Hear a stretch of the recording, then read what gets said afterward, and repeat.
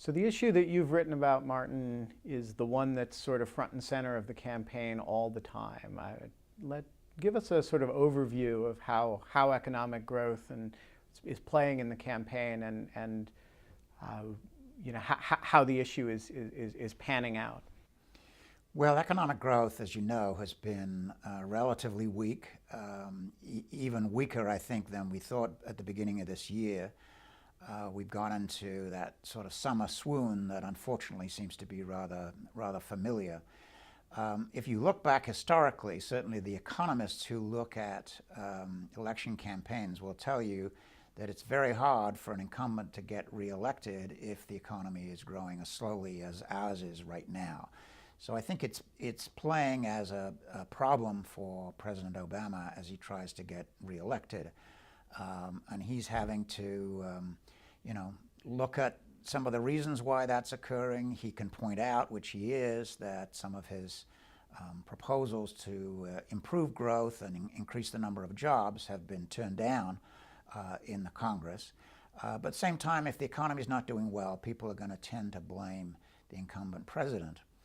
Now, on the other side of the coin, I think Romney has had a hard time taking full advantage of the weak economy. One problem is that he is, he appears to be someone who is a little out of touch with ordinary working people. Now, I'm not saying he is or he isn't, but that's the perception, and certainly the Obama campaign is kind of playing that up and saying, yeah, he's from this wealthy family. He was with Bain Capital, and they specialized in laying people off and closing companies and all of that. And I don't think I want to get into the rights and wrongs of that debate, but I think he certainly has that potential disadvantage of being not in touch with the ordinary working man and woman. So let's go back and figure out what one can reasonably say about the actual record here. The Obama administration, it's an awkward argument, but their basic argument is, but for our policies, it would have been much worse. How do you assess that claim? And to what extent can the administration and the president, based on its record, reasonably take credit for really nasty dogs here that haven't barked? Well, he can point out, and he is pointing out, that the economy was in terrible shape when he took over. I believe that most opinion polls, if you ask people what was the reason for the problem, they will sort of go back before Obama and say it started before he got there, and they blame President Bush and his administration to some degree. So he can claim that things were very bad when he took over, and they were. The economy was going into free fall in the early part of 2009, having started to do that in 2008. And of course, the financial sector was very weak. So he had to come in and take emergency measures, some of which, in fairness, were started under Paulson, under the Bush administration, but he took them over the top to try to rescue the financial system, and then he instituted a stimulus package to try to turn things around. Now, did they turn things around? Well, the economy didn't keep falling, and actually by the end of 2009 and the beginning of 2010, things were starting to look much better. So the free fall was ended, and the economy it was beginning to recover. Now, can I stop you there? Because I think one of the issues that divides the parties, which is, I suppose, natural in the context of a campaign, is the question of whether but for the administration's policies, that free fall would have been averted naturally, or whether we were actually sinking into the abyss, and that provided a bottom. Is there any good way to know the answer to that question? As in, is this a situation where the market found it, the economy found its bottom, and or is this a situation in which federal intervention, starting in the Bush administration, accelerating in the Obama administration, helped define a bottom? It's hard to be definitive. I find it hard to be definitive about it. Some do see the evidence very clearly. I feel it is a little bit cloudy. The thing I think I'm most confident about is that the financial sector would not have recovered without active steps by the federal government. And those were, of course, started under Paulson and Bernanke, and Tim Geithner was at the New York Fed. And so they were stepping in to try to either rescue or deal with the failing financial institutions. And I think that would have spread and gotten worse had those steps not been taken. Paulson, I think, made the mistake. He wanted to do these reverse auctions. Maybe nobody remembers those anymore. I don't think that worked very well. So I think the Obama administration took the right step of injecting capital into financial institutions, and that turned them around. Now, everybody wants to blame the banks, and there is some blame there to go around. But we need an active financial sector. We need a sound financial sector, or else the economy would not have been in any position to recover. With the turnaround of the financial sector, it's clear that to me, the federal intervention was necessary. Now, the stimulus package. I supported the stimulus package. I think in the situation we were in, that a Keynesian fiscal stimulus is the right thing to do. I think that's true. Even some of my conservative friends who are economists believe that also, and there was sort of widespread support that we should do something. Now, was it a great stimulus, or would the economy have started to recover without it? That's harder to say. My own examination of the evidence suggests that maybe the economy would have begun to turn around even without the fiscal stimulus. But others point to some empirical studies that look historically at what happened, and they say, yeah, there would have been a much deeper recession. There would have been a slower recovery if it hadn't been there. I think it was the right thing to do. I'm inclined to think it made some difference. I'm not sure it's as clear or decisive as rescuing the financial sector was. Mm-hmm.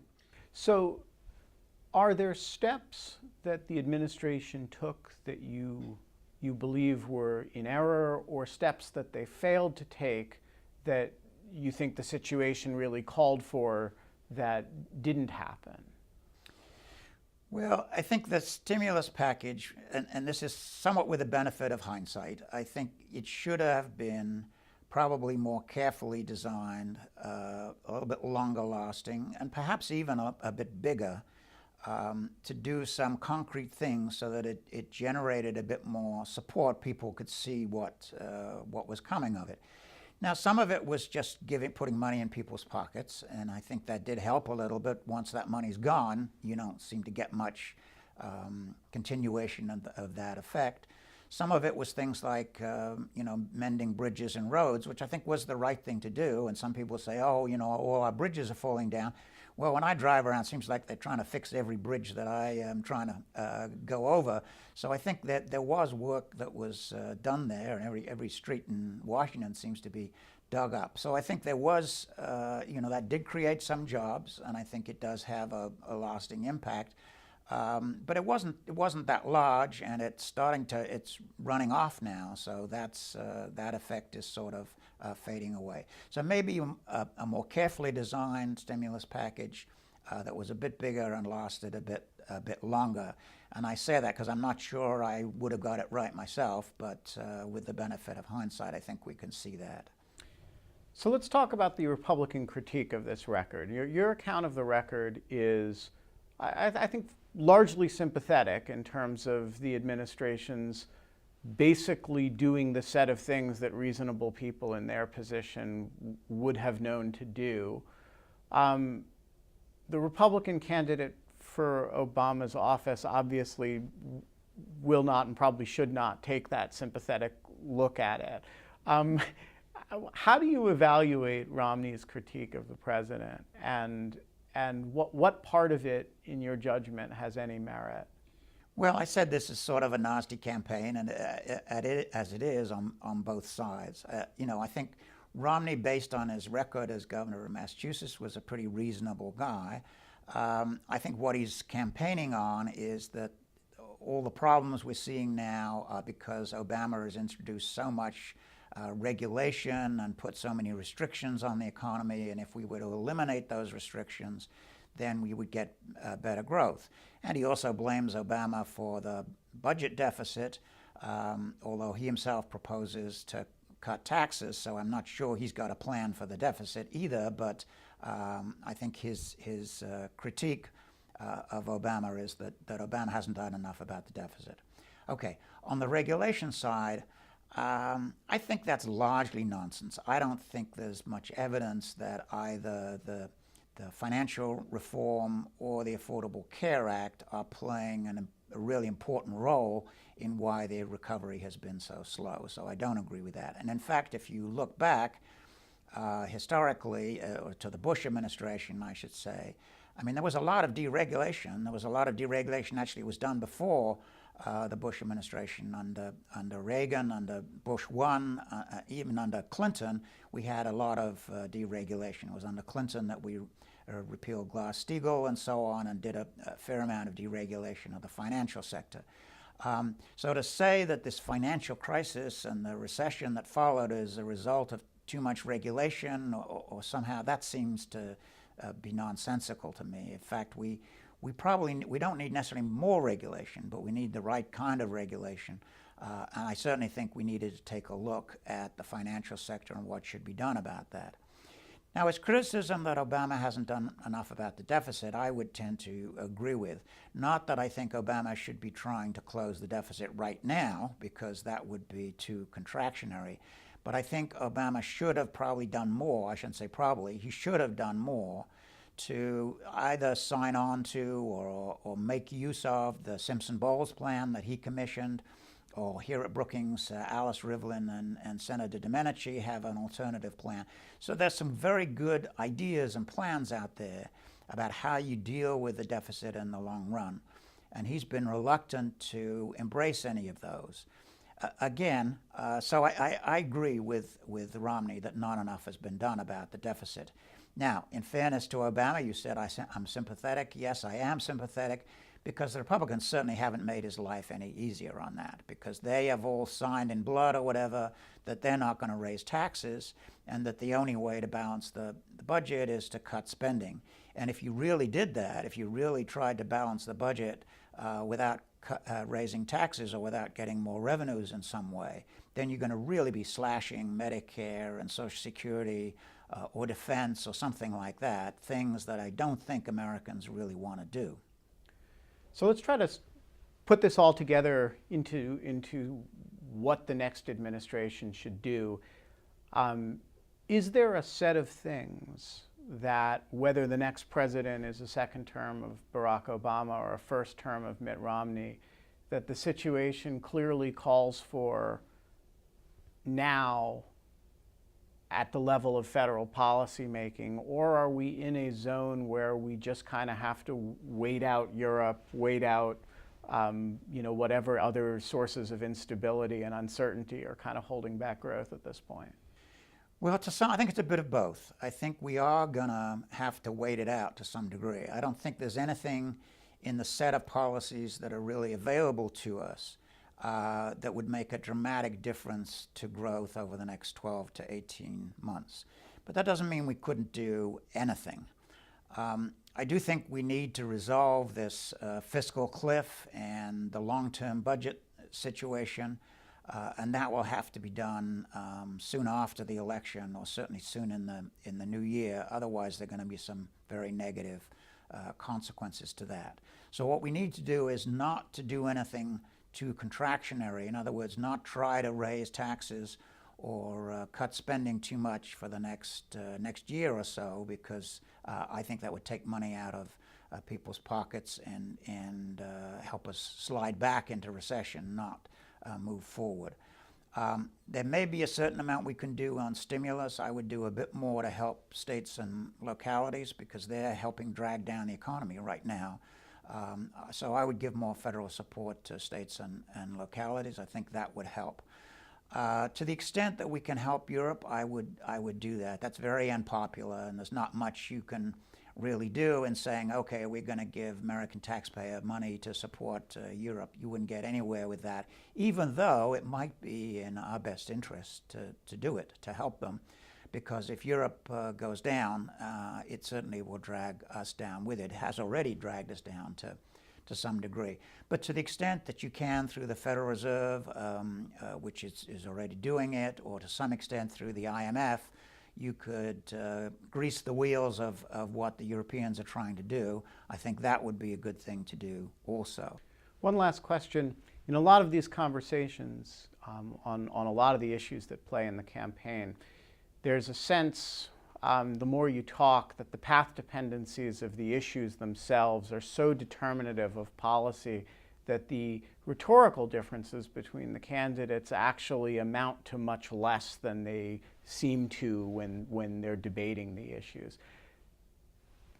This subject, they seem actually, in fact, quite different from one another. They're proposing very different things. They're criticizing each other on big features of one another's political and economic personalities. How different is the world of recreating and invigorating economic growth if Barack Obama is reelected than if Mitt Romney is elected? Probably not as different as the rhetoric today sounds. I think Romney, as president, would face many of the same constraints and many of the same issues that Obama is facing. I don't think he would end up repealing the Dodd-Frank legislation, for example. He might try to get some amendments through, which wouldn't necessarily be a bad thing. He's certainly not going to do anything to try to implement the Affordable Care Act, but again, I don't think he's necessarily going to repeal it. Is he actually going to cut taxes the way he's proposed doing? I don't see how he can. I mean, he's got the pressures on the budget over the next 4 to 8 years that anyone else as president would have. He's going to have to face up to the reality of how he's going to keep the budget under control, and I think that would make it very difficult for him to cut taxes. Now, he'd be more reluctant to raise taxes than I think probably Obama would, which again, in my view, makes life more difficult, because I think we need a balance of spending cuts and or controlling spending growth, particularly in healthcare, and increases in revenues. And he'll be much more on the spending cut side. But you know, it's funny, a lot of those spending cuts which Republicans talk about, you know, when it comes right down to it, are they going to really cut Medicare? I don't know. Medicare is very popular. It's not going to be so easy to make those big cuts. I mean, the Ryan budget's all very well, but if it actually happens, politically it'd be quite difficult. So yes, there will be differences. There'll be much more emphasis on leave it to the market. There'll be much more emphasis on getting the government out of the way. There'll be more emphasis on cutting taxes. But the actual reality of the problems that we face, I think, will force more similarity than certainly you hear in the campaign.